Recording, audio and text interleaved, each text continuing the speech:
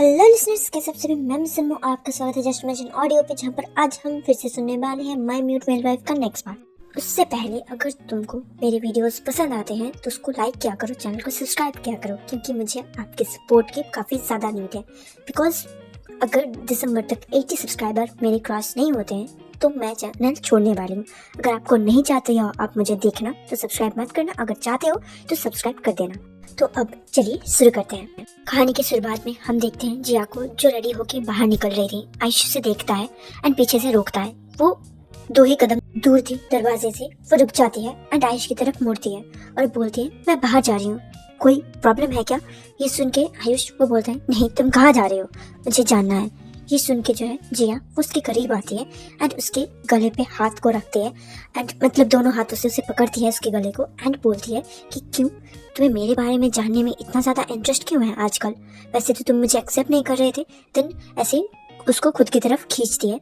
आयुष जो है उसका हाथ पकड़ता है दोनों हाथों को एंड ऐसे ही जो है उसे छुड़ा देता है और बोलता है, देखो ऐसे मुझे मत पकड़ो, अभी भी हमारी शादी हुई नहीं है।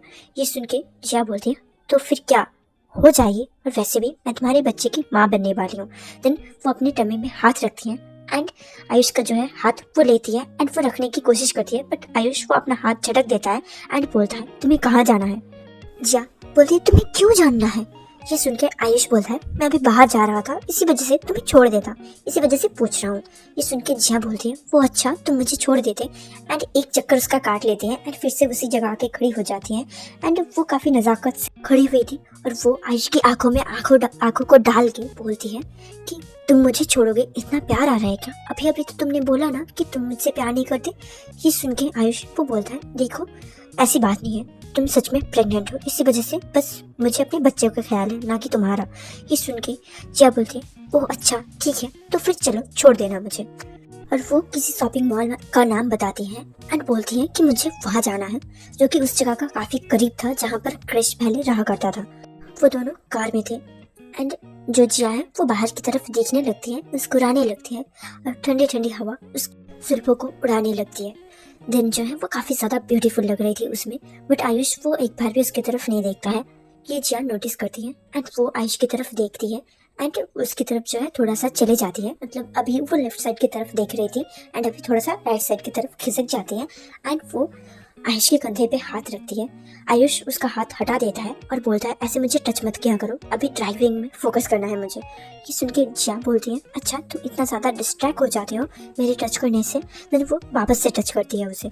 आयुष इस बार उसका हाथ नहीं हटाता एंड उसे टच करने देता। आयुष जो है रोड को देख रहा था एंड उसे समझ में आ रहा था शायद से ये कृष्णा के बारे में ही जानना चाहती है। देन जो है जिया जो है उसके शोल्डर पे लीन हो जाती है, मतलब अपना सर रख देती है एंड उसके दूसरे शोल्डर मतलब राइट साइड वाले शोल्डर पे अपना हाथ रख देती है, मतलब उसे हग करके। आयुष ये देख के बोलता है कि प्लीज़ मुझे ऐसे मत पकड़ो, क्योंकि इस वजह से मुझे अनकंफर्टेबल फील हो रहा है। ये सुन के जिया वो बोलती है, मैं तुम्हारी होने वाली वाइफ हूँ और इस चीज़ों की जो है इन चीज़ों की ना तुम्हें आदत डाल लेनी चाहिए, क्योंकि ऐसा तो अब होने ही वाला है। ये सुन के आयुष बोलता है, देखो अगर ऐसा करोगी ना तो नेक्स्ट टाइम से बैक सीट में बैठना। ये सुन के जिया वो उसे छोड़ देती है और वापस से बाहर की तरफ देखने लगती है। नज़ारा काफ़ी स्वीट होता जा रहा था क्योंकि उसमें काफ़ी ज़्यादा पेड़ पौधे लगे हुए थे, क्योंकि बिकॉज रास्ते के बगल में अगर पेड़ लगाते हैं तो काफ़ी स्ट्रांग होता है एंड उस साइड के इलाके में काफ़ी सारे पेड़ भी लगे हुए थे और वो रूट ही था, वहाँ पर आसपास कोई घर नहीं था। जिया जो है उसके बाद बातें शुरू करने लगती है एंड उसको ऑफिस के बारे में पूछने लगती है, उसके जो है कलीग्स थे उनके बारे में पूछने लगती है। आयुष उसका जवाब देने लगता है। उन दोनों में बातचीत स्टार्ट हुई है। अभी जो है इन दोनों के बीच काफ़ी कम बातचीत हुआ करते थे और अभी जिया एक भी मौका नहीं छोड़ना चाहती थी उसके क्लोज जाने के लिए। देन जो है वो वापस से जिया उसकी तरफ मुड़ जाती है एंड उसके हाथ को वगैरह को टच करने लगती है। आयुष इससे इरिटेट तो हो रहा था बट उसके पास कोई और चारा नहीं था, वो जवाब देना, ये उसका मतलब मजबूरी था, इसी वजह से वो जवाब दिए जा रहा था। जो आयुष है वो पूछता है, तुम्हें इतनी दूर क्यों जाना है, मतलब आसपास के किसी मॉल से भी तो शॉपिंग किया जा सकता था ना। ये सुन के जिया बोलती है, अच्छा तुम्हारी कोई गर्लफ्रेंड है क्या वहाँ पर? ये सुन के जो है आयुष वो अपना कार रोक देता है अचानक से, जिस वजह से एक झटका सा होता है ना, कार को अगर अचानक से रोक दिया जाए तो वो झटका उन दोनों को लगता है। जिया वो चिल्लाने लगती है और बोलती है, तुम्हें कोई सेंस नहीं है क्या? तुम्हारे बगल में एक प्रेग्नेंट लेडी बैठी हुई है एंड तुम ऐसे अचानक से कार को स्टॉप कर देते हो। ये सुन के जो है आयुष बोलता है मुझे नहीं पता कि क्या हुआ, कार अपने आप स्टॉप हो गया है, मैंने स्टॉप नहीं किया। हाईवे से निकल चुके थे एंड अभी ये अलग सा रूट था, इसी वजह से यहाँ पर ज़्यादा ट्रैफिक वगैरह नहीं थे, यहाँ पर एक ही गाड़ी था फिलहाल के लिए एंड एक दो मोटरसाइकिल्स भी वहाँ से पार हो रहे थे। आयुष निकालता है एंड जो इंजन होता है मतलब फ्रंट एरिया, मुझे नहीं पता क्या बोलते हैं, बोनेट साइड से, एंड उसे खोलता है वो एंड वो देखने लगता है। मुझे कार की उतनी अच्छी नॉलेज नहीं है, इसी वजह से गलत हो सकता है। वो उसे खोलता है एंड चेक करने का नाटक करने लगता है क्योंकि कार कोई ख़राब नहीं हुई थी, उसे बस जो है जिया काफ़ी इरिटेटिंग लग रही थी, इसी वजह से उसने कार को ऐसे ही स्टॉप कर दिया था। जिया अभी तक अंदर ही बैठी हुई थी बट 10 मिनट से भी ज़्यादा हो गया है, इसी वजह से वो कार से बाहर निकलती है एंड बोलती है क्या प्रॉब्लम है, तुम्हें इतना भी नहीं आता इसे ठीक करना। देन जिया वो खुद देखने लग जाती है और आयुष वो जो है साइड में खड़ा हो जाता है। उसे पता था कि जिया को भी घंटा नॉलेज नहीं है कार की मेरी तरह। जिया नाटक करने लगती है कि उसे सब कुछ समझ में आ रहा था एंड आयुष को पता था कि उसे नहीं आता क्योंकि ऐसा पास्ट में भी हो चुका है कि कार खराब हो चुका है एंड ऐसे ही नाटक करते हुए जिया देखने लगी थी बट वो कुछ भी नहीं कर पाई थी। उसके बाद मैकेनिक को बुलाना पड़ा था। बैक टू द प्रेजेंट जहाँ पर जो है आयुष वो नाटक कर रहा था और वो बोलता है जिया को हाँ तुम ही देख लो ना, तुम्हें तो सब कुछ आता है, देखो देखो जाके। देन उसे थोड़ा सा पुश करता है, काफ़ी हल्के से, जोरदार नहीं था। देन जो है जिया वो पीछे हट जाती है एंड बोलती है तुम ही चेक कर लो। देन आयुष वो थोड़ा मोड़ा से ऐसे चेक करने लगता है, कुछ चीज़ों को ऐसे टच करने लगता है एंड बोलता है मुझे नहीं पता, तुम अंदर बैठो, साइड से थोड़ा सा टाइम लग जाए।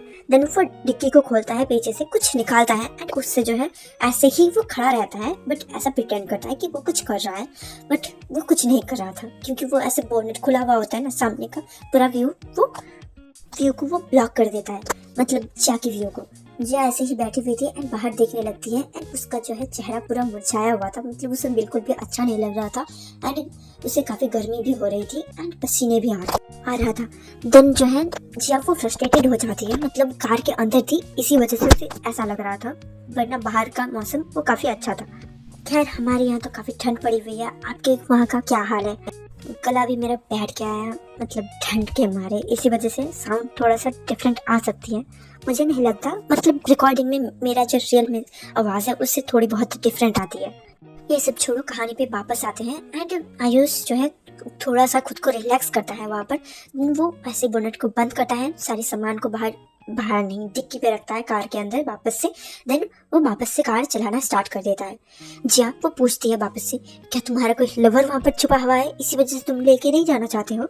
ये सुन के आयुष बोलता है तुम्हें क्यों जानना है, क्यों जानना है, मुझे इतने सारे सवाल करके मेरा दिमाग क्यों खराब कर रही हो तुम? जिया जो है इस वजह से चुप हो जाती है क्योंकि आयुष काफ़ी ज़्यादा फ्रस्ट्रेटेड लग रहा था एंड ऐसा लग रहा था कि अभी अगर वो थोड़ा सा भी उसको मतलब प्रवोक करेगी ना तो वो वहाँ पर ही उसे छोड़ के चला जाएगा। इसी वजह से थोड़ी देर तक ऐसे मतलब 10 से 20 मिनट तक वो चुप बैठी रहती है एंड आयुष वो काफ़ी स्लो ड्राइव कर रहा था, वरना वो लोग जो है और आधे घंटे में ही पहुँच जाते हैं, बट अभी उनको वापस से बहुत सा टाइम लगने वाला था। अगर तुम ये सोच रहे हो कि आयुष को ऑफिस नहीं जाना होगा क्या, उसको कोई काम नहीं है क्या, तो नहीं, वो आज छुट्टी करके यही जानने के लिए उसके पीछे पड़ा हुआ है कि जिया क्या करना चाहती है। और मैं भी काफ़ी ज़्यादा फ्रस्ट्रेटेड हो चुकी हूँ क्योंकि मेरा जो है हाथ के 2 उंगली कट गए हैं, कुछ चीज़ों को मतलब कुछ टूट गया था मेरे घर में, उससे उठाते उठाते मैं बेयर हैंड में ही ऐसे उठा रही थी एंड मेरी 2 उंगली कट चुके हैं एंड उसमें जो लगा हुआ है ऑइलमेंट वो बार बार मेरे फ़ोन कवर में लगे जा रहे हैं, मतलब बहुत ज़्यादा इरिटेटिंग है ये मेरे लिए। अब मैं ना वीडियो को ऐसे लेट के बना रही हूँ, लेटे अजीब लग रहा है मेरे को। ये सब छोड़ो, कहानी पे वापस आते हैं। ऐसे ही नाटक करने के बाद, मतलब थोड़ी देर ऐसे ही चुप रहने के बाद जिया वो पूछती है और बोलती है सीरियसली तुम्हारा कभी कोई लवर नहीं रहा है क्या? मतलब जैसे तुमने बताया कि क्रिश उसको तुमसे कोई मतलब नहीं है, मतलब तुम दोनों के बीच कोई रिलेशन नहीं है और उसकी छोटी बड़ी आई डोंट नो मतलब कौन सी बहन, बट उसकी कोई बहन के साथ तुम्हारा रिलेशन मतलब ऐसे ही अरेंज हुआ था एंड वो भाग गई थी शादी से। ये सुन के आयुष जो है वो एक हाथ से ड्राइविंग कर रहा था एंड एक हाथ वो सोच रहा था, मतलब वो अपने सर को मतलब फोरहेड को ऐसे जो है थोड़े से हल्के से अपनी उंगली से ऐसे टैप कर रहा था, मतलब उसे सर में दर्द हो गया था इसी वजह से, बट वो कुछ कर नहीं पा रहा था। जो आयुष है वो उसकी तरफ देखता है एक पल के लिए, देन फिर से फ्रंट व्यू में चला जाता है, मतलब फ्रंट की तरफ देखने लगता है और वो बोलता है तुम्हें क्यों जानना है? मतलब मैंने बताया ना तुम्हें, जो कुछ भी हुआ था तुम्हें अब पता है, तो अभी तुम इतना सारा सवाल अभी क्यों पूछ रहे हो? मेरे दिमाग का क्यों दही कर रहे हो? ये सुन के जिया बोलती है मुझे जानना है, प्लीज जवाब दो। आयुष बोलता है ठीक है, हाँ तुम्हें जो पता है सही पता है। मेरी शादी अरेंज हुई थी उसकी बड़ी बहन कीर्ति के साथ, जो कि किसी और के साथ भाग गई थी, एंड मेरी शादी उसकी जगह उससे हो गई क्योंकि वो दोनों लुक अलाइक है। ये सुन के जिया बोलती है ओ अच्छा, एंड उनकी कोई बहन थी क्या? ये सुन के जो है मतलब बम्बास्टिक साइड आई होता है ना, वैसे ही साइड आई से देखने लगता है आयुष जिया की तरफ। देन फिर से वो वापस से सामने की तरफ देखने लगता है एंड वो बोलता है कि इन सारी चीज़ों के बारे में तुम्हें क्यों जानना है? जिया बोलती है बस मुझे ऐसे ही जानना है, मैं मिली थी कीर्ति से। ये सुन के आयुष बोलता है पता है मुझे। ऑब्वियसली मन में बोल रहा था वो बोलता है ओ अच्छा तुम कीर्ति से मिली थी, क्या बोला उसने तुम्हें? कि कॉन्ग्रेचुलेशन क्योंकि तुम मेरे एक्स फियांसे से शादी करने वाली हो। ये सुन के जिया बोलती है तुम इतना ज़्यादा फ्रस्ट्रेटेड क्यों हो रहे हो, थोड़ा सा ना तुम पानी पी लो। देन वो वाटर बॉटल लेती है एंड ढक्कन खोल के उसे देती है पानी पीने के लिए। आयुष जो है वो पानी पी लेता है एंड जिया को वापस से दे देता है। वो रख लेती है बॉटल एंड बोलती है अब दिमाग थोड़ा सा ठंडा करो, एंड मैं बताना चाहती हूँ उसने मुझे बताया कि उसकी और एक बहन थी जो उसी की तरह दिखती थी, क्योंकि उसके सारे भाई बहन मतलब उसके कजिन सिबलिंग सब उसी की तरह एक जैसे क्यों दिखते हैं। ये सुन के आयुष बोलता है कि मैं क्या करूँ इसमें, मुझे क्या पता। और वो जो तुम कह रहे हो उसके सारे कजिन्स एक जैसे दिखते हैं, उसके जैसे ही दिखते हैं, क्या तुम उसके सारे कजिन से मिले हो? ये सुन के जिया वो चुप हो जाती है और बोलती है नहीं मिली हूँ, बट प्लीज मुझे जानना है, क्योंकि उसने जिस कजिन के बारे में बात करा उसका नाम भी कृष्णा है, मतलब कृष्णा तो भाई बहन का एक जैसा नाम। ये सुन के जो है आयुष बोलते हैं वो दोनों बचपन से कभी नहीं मिले, बिकॉज जो है कृष्णा मतलब कीर्ति की बड़ी बहन जो थी वो आयुषी की क्लासमेट थी, एंड वो एक मतलब उसकी माँ घर से भाग गई थी और बिना शादी क्या उनका बच्चा था, समझ रहे हो तुम? ये सुन के क्या बोलती है काफी कॉम्प्लिकेटेड है तुम्हारे ससुराल वाले। ये सुन के आयुष बोलता है उनके बारे में तुम्हें जानने से कोई फर्क नहीं पड़ता, और तुम्हें जानना है ना तो वो ऐसे ही एक नाजायज बच्ची थी जिसका मौत हो चुका है। ये सुन के क्या बोलते हैं और तुम मुझसे प्यार करते थे। आयुष जो है उसकी तरफ देखने लगता है और बोलता है तुम ये क्या बोल रहे हो? ये सुन के जिया बोलती है मुझे पता है वो तुम्हारी गर्लफ्रेंड थी, राइट? ये सुन के जिया आयुष बोलता है नहीं वो मुझे पसंद करती थी बट मैं उसे कभी भी नहीं पसंद करता था। ये सुन के जिया बोलती है अच्छा तो फिर उस दिन तुम कौन से लड़की के साथ थे? ये सुन के आयुष तो उसकी तरफ थोड़ी देर के लिए देखता है और वापस से घूम जाता है और पूछता है कौन से दिन कौन सी लड़की के साथ? मैं किसी लड़की के साथ नहीं था, और अगर होता भी हूँ तो वो या तो प्रिया या फिर आयुषी या फिर तुम होती हो, और कीर्ति उससे भी तो मैं कितने दिनों से नहीं मिला। हाँ लास्ट टाइम एक बार वो आई थी एंड वो चली गई, मतलब ज़्यादा देर तक वो रुकी भी नहीं, और तब भी हम दोनों का इंटरेक्शन काफ़ी कम था। तो फिर तुम कौन सी लड़की के बारे में बात कर रहे हो? और वैसे भी तुम्हें पता है कि प्रिया वो मेरी फ्रेंड है ना कि मेरी गर्लफ्रेंड, और आयुषी वो मेरी बहन है, और तुम्हें पता है कि तुम मेरी सेक्रेटरी हो जो। एंड देन वो चुप हो जाता है और बोलता है और तुम क्या मेरी माँ के बारे में बात कर रहे हो? तुम्हें तो सभी के जो है पता है कि कैसे दिखते हैं, कैसा आवाज़ है उनका, तो फिर तुम मुझे क्यों पूछ रहे हो कि मैं कौन सी लड़की के साथ था? ये सुन के क्या बोलते हैं उस दिन तुम किसी लड़की के साथ थे जो उनमें से कोई भी नहीं था, वो वही कृष्णा थी ना। ये सुन के आयुष बोलता है मैं तुम्हें एक बात बताऊं, अचानक से हार्ट अटैक से उसकी माँ की डेथ हो चुकी थी, एंड उससे अगले दिन उसने मुझे प्रपोज करा था एंड मैंने मना कर दिया था, और उसकी माँ के डेथ के बाद जो है उसने देन वो चुप हो जाता है एंड क्या बोलते हैं मुझे पता है। ये सुन के आयुष बोलता है अच्छा तुम्हें इन सब के बारे में इतना ज़्यादा कैसे पता? देन वो बोलती है कि मुझे आयुषी दीदी ने बताया। आयुष बोलता है अगर तुम्हें उसके बारे में और कुछ जानना है ना तो तुम अपने आयुषी दीदी से ही पूछ लेना। देन जो है वो लोग आ जाते हैं, वो गाड़ी रोक देता है। आयुष काफ़ी ज़्यादा फ्यूरियस हो गया था, मतलब काफ़ी ज़्यादा गुस्सा आ रहा था उसे, इसी वजह से उसने ड्राइविंग फास्ट कर दी और वहाँ पर जल्द से जल्द पहुँच गया। देन जिया वो बाहर निकल जाती है एंड आयुष को भी पूछती है क्या तुम्हें जाना है वापस से या फिर तुम मेरे साथ रहोगे? आयुष वो निकल जाता है, मतलब कार से निकलता है एंड बोलता है मैं तुम्हारे साथ ही रहने वाला हूँ क्योंकि मुझे यहाँ पर कोई काम नहीं है, मुझे वापस से वापस जाना पड़ेगा, और वैसे भी आज मुझे कोई काम नहीं है, मुझे यहाँ पर ही आना था बिकॉज मेरे ससुर जी ने मतलब कृष के पापा ने मुझे यहाँ पर किसी प्रॉपर्टी को देखने के लिए बोला है, मतलब जो प्रॉपर्टी कृष्णा की थी क्योंकि उनका कोई और नहीं है, बस वही है। तो अभी फ़िलहाल के लिए वही इन सब का मालिक है और यहाँ का प्रॉपर्टी का देखभाल मैं ही करता हूँ, बिकॉज यहाँ पर मेरे भी प्रॉपर्टीज़ हैं। जी आप बोलती, ओह अच्छा, तो चलो मेरे साथ शॉपिंग मॉल में। देन वो आयुष का हाथ पकड़ती है एंड उसे खींच के लेके जाती है शॉपिंग करने के लिए। पहले ही वो दोनों जाते हैं बच्चे की शॉपिंग करने के लिए।